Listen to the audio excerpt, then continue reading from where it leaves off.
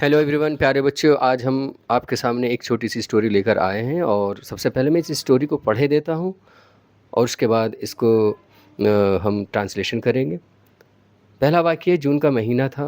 दूसरा वाक्य है गर्मी अपने चरम पर थी। तीसरा सेंटेंस है सुबह से लेकर शाम तक गर्म हवाएं चलती थीं।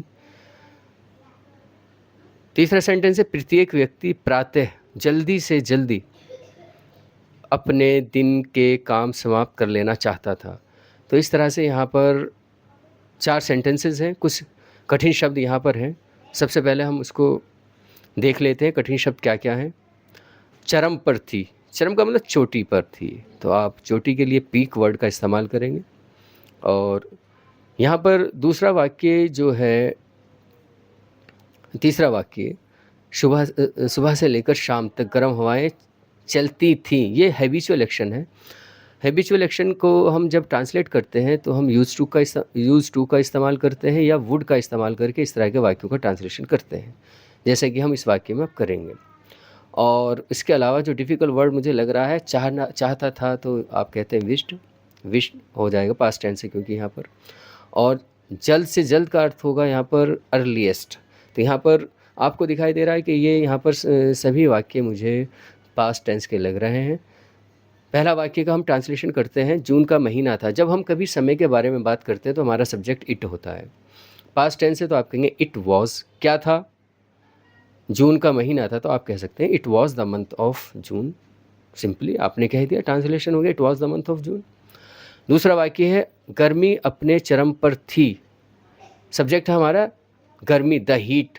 पास्ट टेंस है, सिंपल पास्ट है, द हीट, और सिंगुलर सब्जेक्ट है तो आप वॉज कह देंगे। द हीट वॉज, कैसी थी, क्या थी, एट इट्स पीक। पूरा सेंटेंस हो गया, the heat was at its peak. गर्मी अपने चरम पर थी। उसके बाद है सुबह से लेकर शाम तक गर्म हवाएं चलती थी। जब आप बोलते हैं कि इस टाइम से लेकर इस टाइम तक, तो आप वो प्रीपोजिशन का इस्तेमाल करते हुए बोलते हैं। फ्रॉम मॉर्निंग टिल इवनिंग, या कोई मंथ के बारे में बात करते हैं कि जनवरी से लेकर और दिसंबर तक, तो तब भी आप फ्रॉम और टू का इस्तेमाल करते हैं। तो यहाँ भी कह देंगे फ्रॉम मॉर्निंग टू इवनिंग। क्या चीज़, सब्जेक्ट है हमारा द वार्म, और हवाएं जो मूविंग एयर होती है उसको बोलते हैं हम विंड। यहाँ पर प्लूरल सब्जेक्ट है द वार्म विंड्स। अब यहाँ पर हैबिचुअल एक्शन है, तो मैंने अभी बताया था सब्जेक्ट के साथ हम यूज़ टू का इस्तेमाल करते हैं या वुड का इस्तेमाल करके इस तरह के जो आदत प्रकट करने वाले सेंटेंसेस होते हैं हम उनका ट्रांसलेशन करते हैं।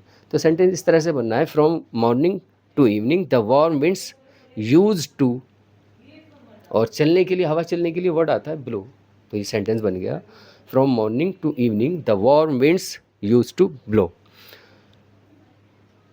आखिरी सेंटेंस है प्रत्येक व्यक्ति प्रातः जल्दी से जल्दी अपने दिन के कार्य या काम समाप्त कर लेना चाहता था। प्रत्येक, यहाँ पर सब्जेक्ट है प्रत्येक व्यक्ति, क्योंकि काम करने वाला है प्रत्येक व्यक्ति, तो एवरी पर्सन।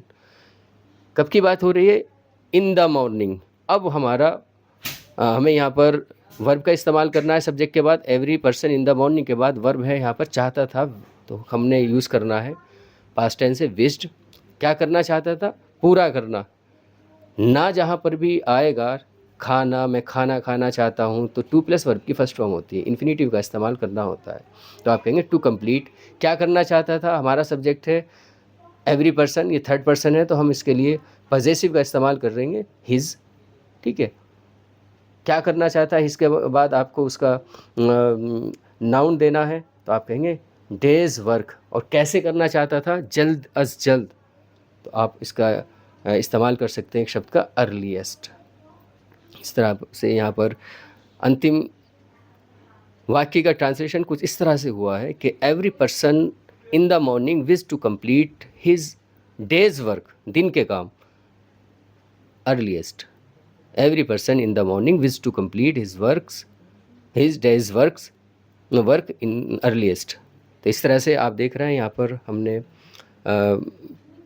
इस छोटी सी स्टोरी का ट्रांसलेशन कर लिया है। मैं दोबारा से इस ट्रांसलेशन को पढ़े देता हूँ कि जून का महीना था, it was the month of June. गर्मी अपने चरम पर थी, the heat was at its peak. और सुबह से लेकर शाम तक गर्म हवाएं चलती थी। From morning to evening the warm winds used to blow. उसके बाद है प्रत्येक व्यक्ति प्रातः जल्दी से जल्दी अपने दिन के काम समाप्त कर लेना चाहता था। Every person in the morning wish to complete his day's work earliest. आज की इस वीडियो में इतना ही। मुझे उम्मीद है आपको ये ट्रांसलेशन समझ में आ गया होगा और इसका स्ट्रक्चर जिस तरह से बताए गए हैं वो भी आपने कहीं कॉपी में लिख लिए होंगे। आज की इस वीडियो में इतना ही। Thank you.